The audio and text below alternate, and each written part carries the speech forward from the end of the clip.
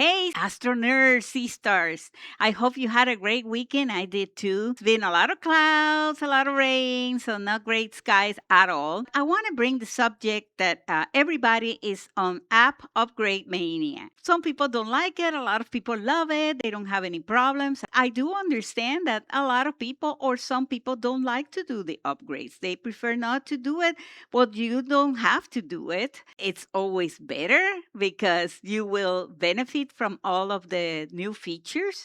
I don't know at what point the app is not going to work properly. If that happens, I keep getting the warnings. The app may not work properly because there is a new update available. So I'll leave that to the experts on this subject. You can write your comment here and let me know what you think. I have some friends that already mentioned to me in the first video that it should not affect anything if you continue using the older version.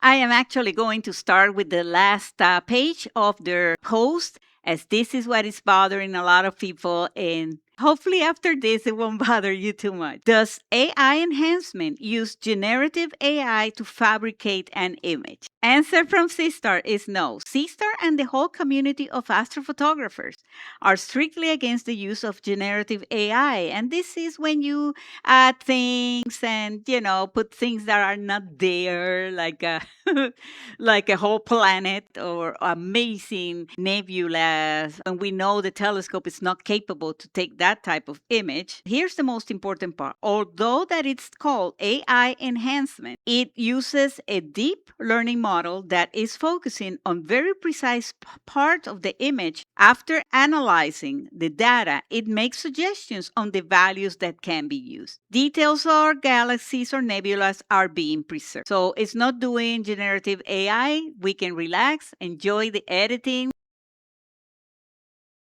I enhance an image and now I cannot make another copy to make a second edit. Am I missing something? Well, no, you're not, or we're not. AA enhancement applies reversible changes to the image. Even if you edited one image, you can click on the edited image in your AI enhancement. That's the detail right there. You have to go to your AI enhancement gallery and start a second enhance. This will instantly bring back to the original raw file. So it will go back to the original stack image or raw file, so that you can apply it again and set different values on star reduction, contrast, brightness, saturation, and noise reduction. The advice is to download the image in your phone gallery. We're talking about that original image, the raw one, the stack one that you like so much.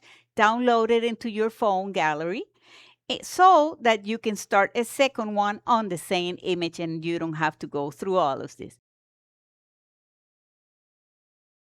Another big controversy and doubts right now or questions is regarding the stars. A lot of people are saying the stars look dimmer after star reduction feature. Well, most likely it's because you're using too much. Once again, this is for the ones that use other editing software. I don't think we can use the same values that we use there. The deep learning model will learn over time and improve, become more precise and powerful. So they're still working on it. But star dimming happens also in PixInsight when the multi-scale adaptive stretch. If you're a PixInsight user, you know what they're talking about.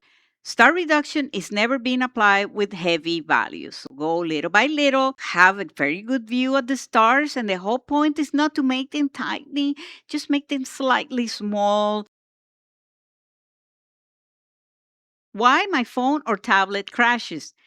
It's because your phone or tablet are probably too old.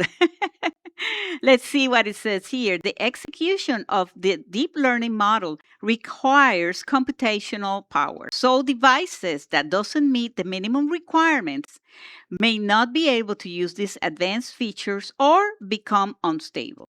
So they are aware of this and they are thinking on a possible solution soon to try to help everybody, but it looks like this is more related to the requirements on your phone or your tablet. If you have an older phone or old tablet, that may be the reason. Another big question, why my image is soft? If you already use it and apply too much of the noise reduction, because here is a little detail. When I use PixInsight, for example, and I am using the noise exterminator, I can apply 40, 50, 60%, and it's perfectly fine. This also happened to me with this edit, as you can see that it looks soft because I was applying the same percentages that I am used to in other edit programs, but that's not the case here. Let's see what they said. The softness really depends mostly of the settings that you are being applied to the image. Advice is, number one, remove the stars completely to have a clear view of the starless image. That way, you don't have all the stars and everything interfering. You don't know where to look. Just use the starless image, increase contrast, reduce the brightness a little bit, and then increase saturation. Noise has never to be completely removed from the image, as it will give a muddy look to a fainter regions of your DSO. Yes, that's exactly what happened to me on my first try because I was using too much based on what I always do in PixInsight. Bring it back the stars using a star reduction value of around 10% at max. 10%. That's it at the max. So these are very subtle changes for this kind of editing. If you reduce contrast and increase brightness, you'll end up with the soft image. The purpose of AI enhancement is not to compete against Zero PixInsight or SETI Astro, but rather to bring an algorithm of star removal on mobiles and make edits a bit easier for the users. If you want to do heavy duty editing, well, we have the option to get that stack image into PixInsight, SETI Astro, or Zero. That's it, as simple as that. The term bin2 means a processing method that works by combining four near pixels into one pixel. Binning helps in reducing the image resolution, the signal to noise ratio of the image. Some of you may have noticed that editing the 4K image resulted in a 1080 image. So definitely reduces the resolution there. Okay, so if you don't see the binning to option, it's going to be because it can only be applied on the 4K images or mosaic.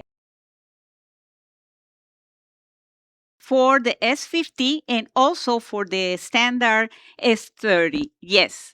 They have the option now of 4K imaging. So, but the Seestar S50 now it has it, but you have to have the latest app and firmware, which is what I said the other day. So it is very important that we do these upgrades if we want to have these other options available. Well, I hope you enjoyed this video and I hope to see you in the next few days and keep sending good vibes and prayers and everything so those clouds go away. Woo, woo, woo.